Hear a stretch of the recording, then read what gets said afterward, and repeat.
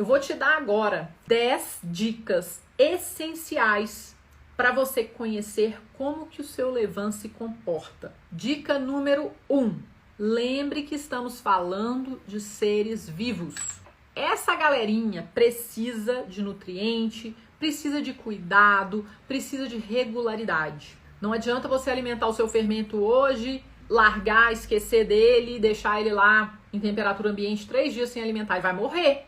Dica número 2. Defina um lugar para você observar o seu fermento. Busque um lugar na sua casa que tenha uma temperatura amena, sem muita variação e que não tenha vento batendo o tempo todo, tá? Escolhe um cantinho ali na sua cozinha que ninguém vai mexer, que seja mais quentinho, que esteja ali nos 25 graus mais ou menos de temperatura, uma temperatura amena. Número 3, use um vidro transparente, cilíndrico, com tampa e grande o suficiente para o fermento não transbordar. Número 4, defina um horário que você vai conseguir observar o que acontece ao longo do tempo. Escolha um dia que você vai estar na sua casa para você fazer esse exercício de observação, para você conhecer o seu fermento. Se você for entrar e sair de casa, você não vai observar o que acontece com ele ao longo do tempo. Então é muito importante que você defina esse dia. Pode ser um fim de semana, um feriado.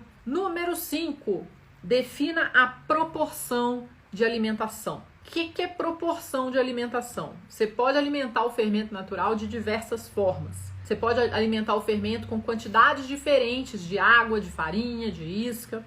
Você tem que escolher uma proporção específica para você alimentar o seu fermento, para você fazer a sua observação e as suas anotações. Dica número 6. Escolha a melhor farinha disponível na sua região.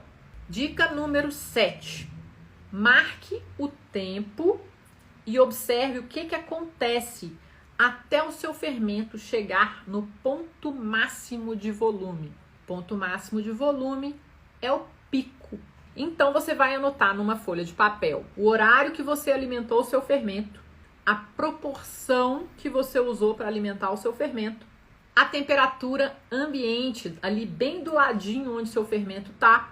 E aí você vai falar, como que eu vou saber a temperatura ambiente, Ana? De uma forma genérica no seu celular, mas de uma forma precisa, que é o que eu gosto de trabalhar com precisão, com o termômetro. Você vai anotar a marca da farinha que você está usando, depois você vai anotar quanto tempo o seu fermento demorou desde a hora que você alimentou até ele chegar no volume máximo, que eu chamo de pico de fermentação. Daí você vai anotar quanto tempo ele permaneceu no pico. Você vai marcar em horas. E aí você vai anotar quando que foi que ele começou a cair. E aí você vai anotar por último aonde que ele parou de cair. Dica número 8. Quando o seu fermento parar de cair, alimente novamente com a mesma proporção, a mesma farinha e repita os passos acima. Anota tudo o que acontece com ele. Você vai se surpreender que a cada alimentação ele deve fortalecer, ele deve até crescer um pouco mais rápido. Você vai fazer essa observação por 2 dias seguidos. Então, por exemplo, sábado e domingo. Você vai escolher e vai fazer isso. E aí, o que você vai fazer? Dica número 10. Você vai tirar uma média dos tempos que ele demora para atingir o volume máximo, pico. Você vai falar assim, nossa, das 5 vezes que eu alimentei, ele demorou a chegar no pico 5 horas, em média. Porque na primeira vez ele demorou 7 horas, mas na última vez ele demorou 4. Então você tem um tempo médio que o seu fermento demora para chegar no pico. E eu estou falando aqui de fermento natural feito com farinha e água, somente o levain. Eu não estou falando aqui de outros tipos de fermento. Quando você tira essa média, você conhece o comportamento do seu fermento quando alimentado naquela temperatura, com aquela farinha, naquela proporção específica. E aí, se você precisar, você vai fazer alguns ajustes nele.